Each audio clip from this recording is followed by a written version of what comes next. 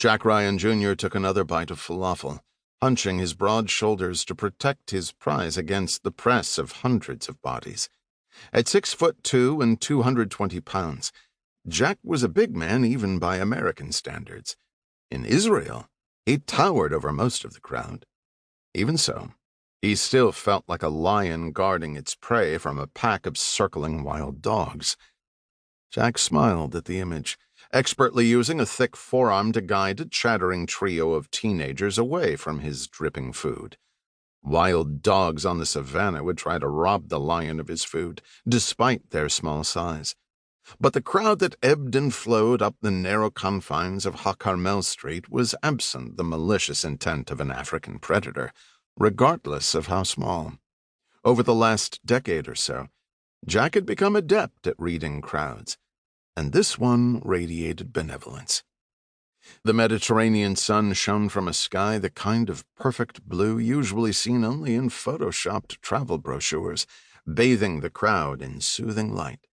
The air was warm without the stickiness of the hot season, while the faint smell of salt water blowing in from the ocean just blocks away mingled with spicy scents of food cooking in the countless booths lining the street. Jack caught bits and pieces of a handful of languages as vendors and potential buyers argued over prices and wares. Jack was no stranger to foreign locales, but there was something inherently magical about Tel Aviv. The city felt electric, full of entrepreneurs whose agile minds and unbounded dreams rivaled those of Silicon Valley. Here, in the Middle East's only democracy, the weather was excellent, the women beautiful, the people friendly, and the food fantastic. In short, the perfect vacation city. But Jack wasn't on vacation. As if on cue, a man settled into a plastic seat adjacent to a table at the opposite side of the alley. He was late 40s to early 50s, with a full head of blonde hair that was just beginning to gray at the temples. The man dusted off the table with the fastidious nature of someone unaccustomed to the grit and dirt common to open-air markets. Once he'd cleared the spot in front of him of all debris, real and imaginary, he flagged down a waiter.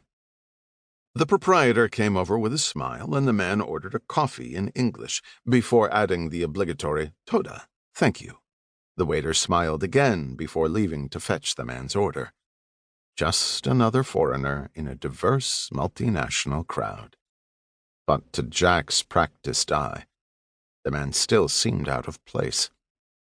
It wasn't so much his fair complexion in the sea of olive-toned skin, or his attire. Though the majority of the shoppers were Israeli or Arab, plenty of Europeans mingled with the natives, and the man had done a fairly respectable job of incorporating local fashion.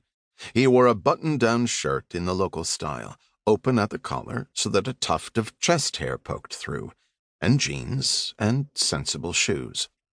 No, it wasn't the man's wardrobe or genetics. His actions were the problem. Rather than the laissez-faire attitude coupled with liberal shoving that pervaded the rest of the afternoon shoppers, the man was clearly on edge. His head moved with sharp, bird-like movements as he looked from one end of the alley to the other, scrutinizing each passer-by like he was a man on a mission.